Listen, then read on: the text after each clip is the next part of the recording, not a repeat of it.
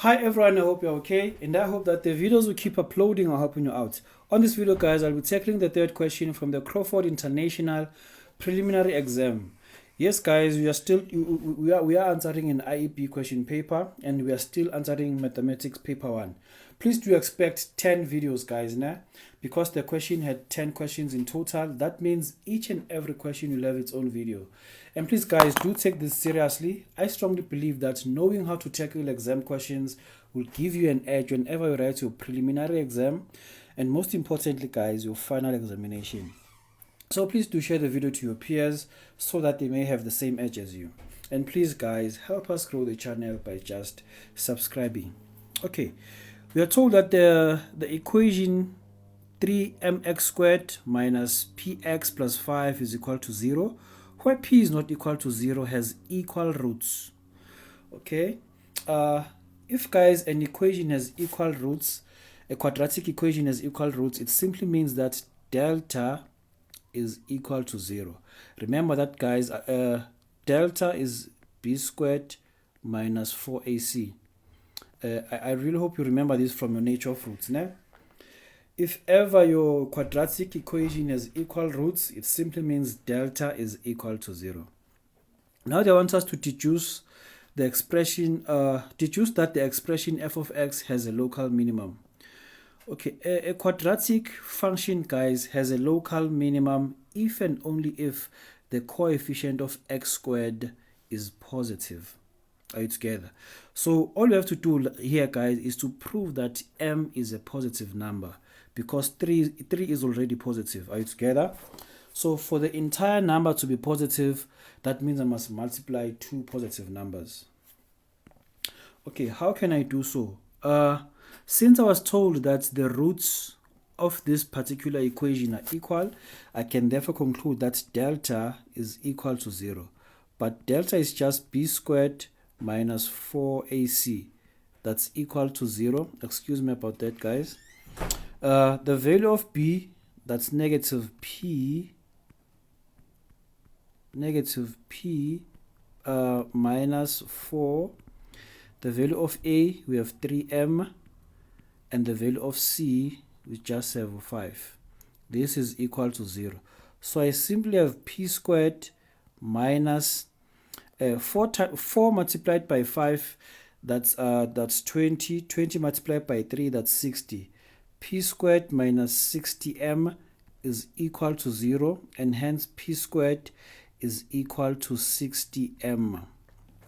Okay, if ever, guys, you are squaring any term, whatever that appears on the right hand side, let's say I have k on the right hand side, whatever that appears, guys, should always be greater or equal to 0. Are you together? Should always be greater or equal to 0. But since we are dealing with a quadratic equation over here, that means whatever that appears over there, 60m should be greater than 0. Are you together? It cannot be greater or equal to 0. Why? Because if m is equal to 0, we wouldn't have a quadratic equation that has equal roots. So the right hand side over here is just greater than 0. Are you together? If I can divide both sides by 60, then m is just greater than 0. I can therefore conclude that f of x has a minimum value. Why? Because the coefficient of x squared is positive. Are you together? So that means if we were to draw a graph, guys, our graph will simply look like that. Are you together? Our graph will simply look like that. Okay. Now I'm told that it is further given that p is less than 0. Using the given information, sketch the graph with that particular equation over there. Okay. So, guys, if p is negative, that means I'll end up having 3m x squared plus px plus 5. Are you together, guys? If guys both A and B are positive, this simply means that our turning point should be on the left hand side of the y-axis. Are you together? So my turning point is on the left hand side of my x-axis. So my graph will either be like this or be like this, né? And I know that my graph is concave up because the coefficient of x squared is positive. Remember that, né? But there was something else that I was told, guys, né? I was told that the graph has equal roots. If your graph has equal roots, it simply means that your graph has a turning point on the x-axis. So our graph will simply be like this. Excuse my drawing. And over here, I'll simply have a positive 5. I'll simply have a positive 5, guys, né?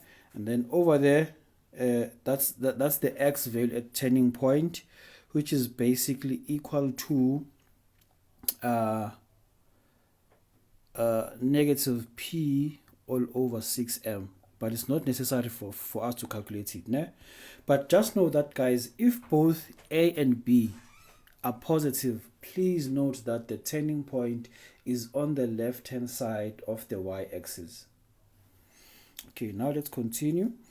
We are given f of x. We are supposed to sketch the function, sketch the graph of f of x on the set of x's provided below. Indicate the intercepts with the x's as well as the asymptote. Né? Okay. I have f of x being equal to 1 over 3 to the power of negative x. Né? This thing can be rewritten as 3 to the power negative 1, 3 to the power of negative 1, and I still have an exponent of negative x, which can be further written as 3 to the power of negative x multiplied by negative 1 is just positive x. So f of x is equal to 3 to the power x. So basically, I know that f of x is equal to 3 to the power x. Are you together, guys? So if that's the case, whenever I draw my graph will be an increasing function, and it will have a y-intercept whenever x is equal to 0 and y is equal to 1. Are we together? Whenever x is equal to 0 and y is equal to 1. Let me draw it. Let me try to draw it on this.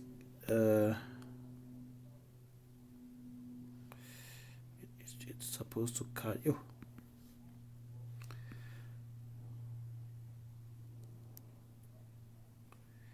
It's supposed to cut there.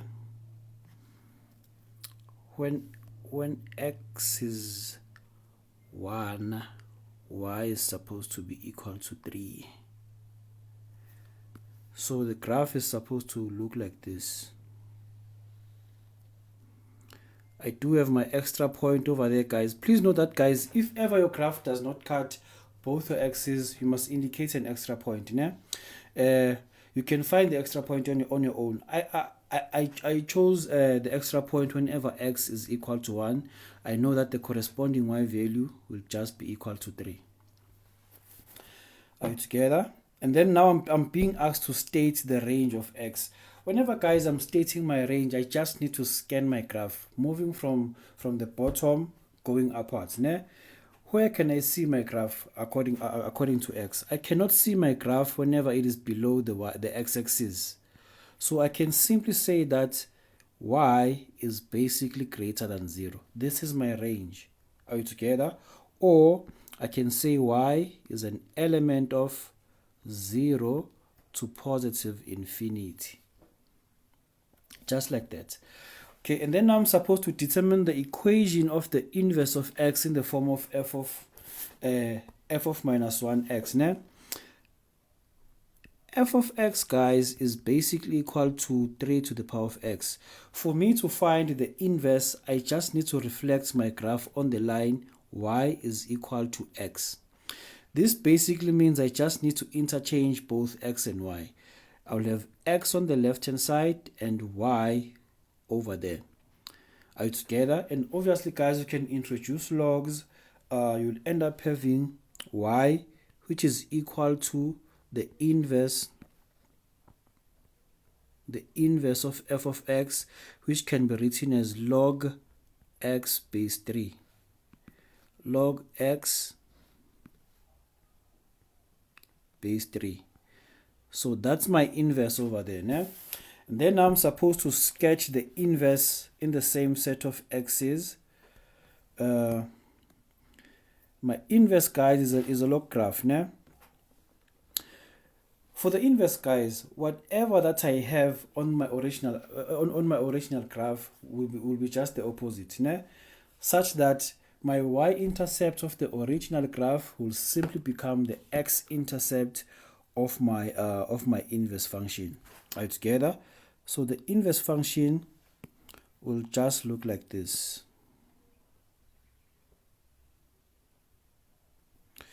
Oh, man.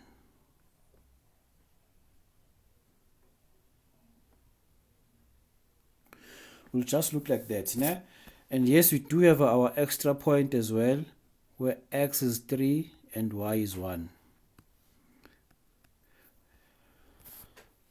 Okay, and then now I'm supposed to determine the values of x for which the inverse is greater than 1. 1 is over there, guys, né? 1 is over there. The values of x whereby the inverse is just greater than 1. So we can only see the graph whenever x is greater or equal to 3. That's how, guys, you're supposed to tackle this question over there. So please do stay tuned and wait for more videos. Thank you.